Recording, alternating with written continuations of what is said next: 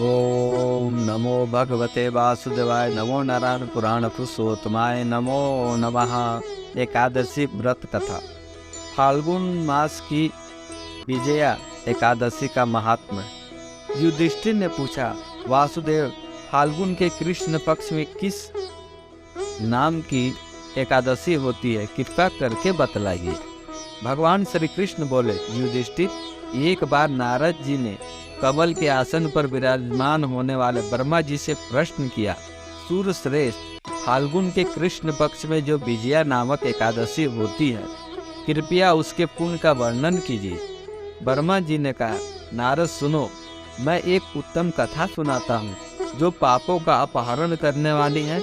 यह व्रत बहुत ही प्राचीन, पवित्र और पाप नाशक है। यह विजया नाम की एकादशी राजाओं को विजय प्रदान करती है, इसमें तनिक भी संदेह नहीं है।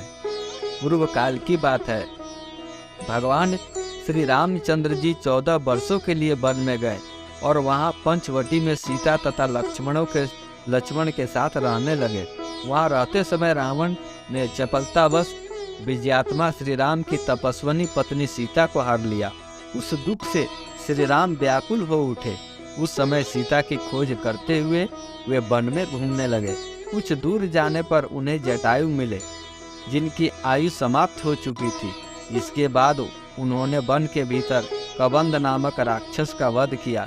फिर सुग्रीव के साथ उनकी मित्रता हुई। तत्पश्चात श्री राम के लिए वानरों की सेना एकत्रित हुई। हनुमान जी ने लंका के उद्यान में जाकर सीता जी का दर्शन किया और उन्हें श्री राम की चिन्ह स्वरूप मुद्रिका का प्रदान की। यह उन्होंने महान पुरुषार्थ का काम किया था। वहां से लौटकर वे श्री रामचंद्र जी से मिले और लंका का सारा समाचार उनसे निवेदन किया। हनुमान जी की बात सुनकर श्री राम ने सुग्रीव की अनुमति ले लंका को प्रस्थान करने का विचार किया और समुद्र के किनारे पहुंचकर उन्होंने लक्ष्मण से कहा, सुमित्रा नंदन, किस पुण्य से इस समुद्र को पार किया जा सकता है? यह अत्यंत अगाध और भयंकर जल जंतुओं से भरा हुआ है। मुझे ऐसा कोई उपाय नहीं दिखाई देता जिससे इसको सुगमता से पार किया जा सके। लक्ष्मण बोले, महाराज, आप ही आदिदेव और पुराण पुरुष पुरुषोत्तम हैं, आपसे क्या छिपा है?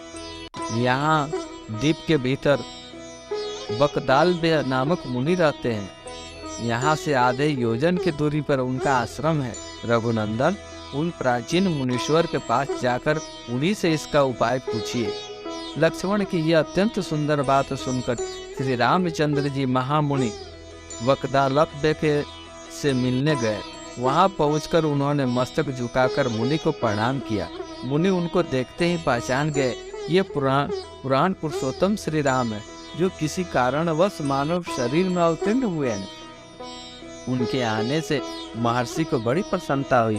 उन्होंने पूछा, श्री राम, आपका कैसे यहाँ आगमन हुआ? श्री राम बोले, ब्रह्मन, आपकी कृपा से राक्षसों सहित लंका को जीतने के लिए सेना के साथ समुद्र के किनारे आया हूँ। मुझे अब जिस प्रकार समुद्र पार किया जा सके वह उपाय बताइए, मुझ पर कृपा कीजिए। वकदालब्य ने कहा, श्री राम, फाल्गुन के कृष्ण पक्ष में जो विजया नामक एकादशी होती है, उसका व्रत करने से आपकी विजय होगी। निश्चय ही आप अपनी वानर सेना के साथ समुद्र को पार कर लेंगे। राजन, अब इस व्रत की फलदायक विधि सुनिए। दशमी का दिन आने पर कलश स्थापित करें। वह सोने, चांदी, तांबे अथवा मिट्टी का भी हो सकता है। उस कलश को जल से भरकर उसमें पल्लव डाल दे। उसके ऊपर भगवान नारायण के स्वर्णमय विग्रह की स्थापना करें। फिर एकादशी के दिन प्रातः काल स्नान करें। कलश को पुनः स्थिरता पूर्वक स्थापित करें। माला, चंदन, सुपारी तथा नारियल आदि के द्वारा विशेष रूप से उसका पूजन करें। कलश के ऊपर सप्त धान और जौ रखें। गंध, धूप, दीप और भांति भांति का नैवेद्य से पूजन करें। कलश के सामने बैठकर वह सारा दिन उत्तम कथा, वार्ता आदि के द्वारा व्यतीत करे तथा रात में भी वहाँ जागरण करे।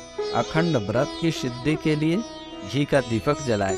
फिर द्वादशी के दिन सूर्योदय होने पर उस कलश को किसी जलाशय के समीप, यदि नदी, झरने या पोखरे के तट पर ले जाकर स्थापित करें और उसकी विधिवत पूजा करके देव प्रतिमा सहित उस कलश को वेद वेत्ता ब्राह्मण के लिए दान कर दे। महाराज, कलश के साथ ही और भी बड़े बड़े दान देने चाहिए।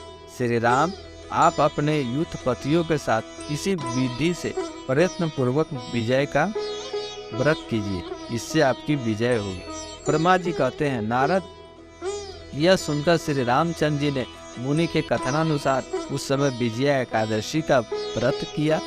उस व्रत के करने से श्री रामचंद्र जी विजय हुए। उन्होंने संग्राम में रावण को मारा, लंका पर विजय पाई और सीता को प्राप्त किया।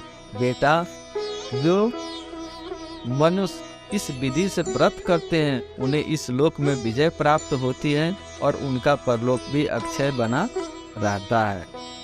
भगवान श्री कृष्ण कहते हैं, युधिष्ठिर, इस कारण विजया का व्रत करने चाहिए। यह प्रसंग को पढ़ने और सुनने से वाजपेयी यज्ञ का फल मिलता है।